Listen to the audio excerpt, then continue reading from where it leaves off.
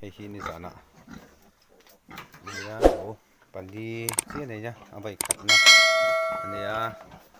này đây hi nào thế phát thi té khóc mới nhá sen thì đấy anh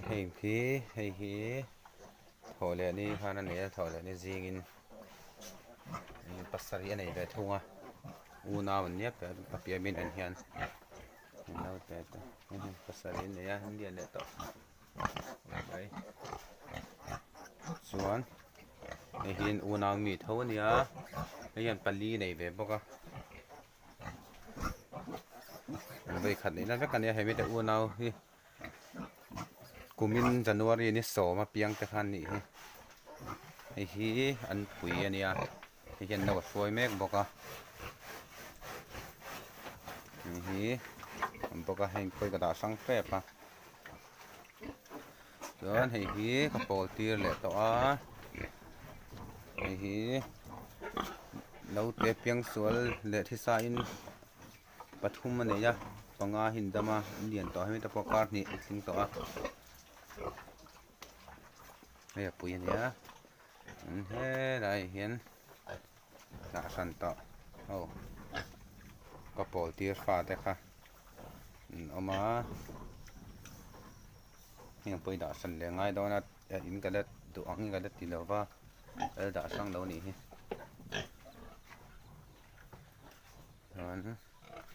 thế đây hi số là nấu này thar hậu te nấu pa hania hay hi butel nào đủ lâu có vụ lần này tôi đây cái gì sống qua tới chỗ về tông thật rồi hi apa chỉ thả tu nị hi là phía hậu sau mà phải đẩy đâu á rồi hi trả con phụ rất cần nhá hi vọc tùy stock na ya đồ in vọc in về cái là bậy đâu va nó sập cái là ngay ra đúng cái là đã thấy là vậy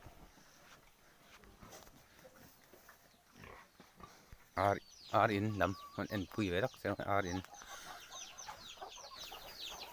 sờ huôi nhé tại hình đầu xuôi ông nó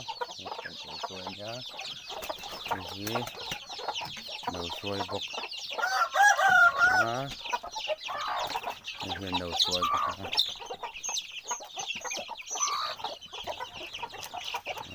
hen nào xôm lại bọc à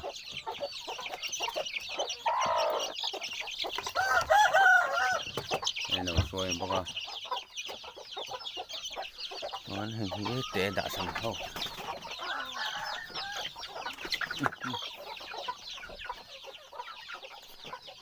he là mọi hen sẵn lên đã bọc à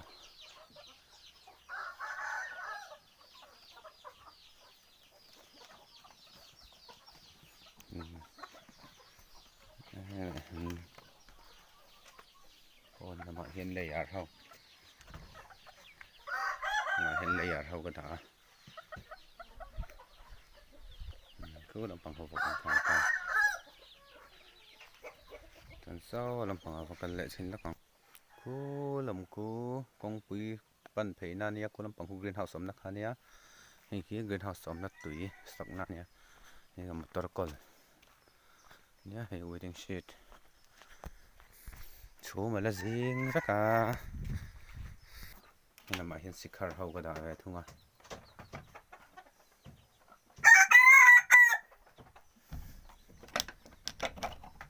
thế là vậy hen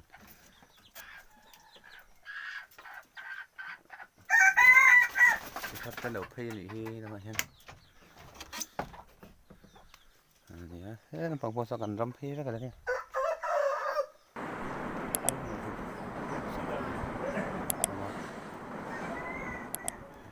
còn lại bệnh hi Sunday anh nhá của ra sẵn làm cái thầu lắm còn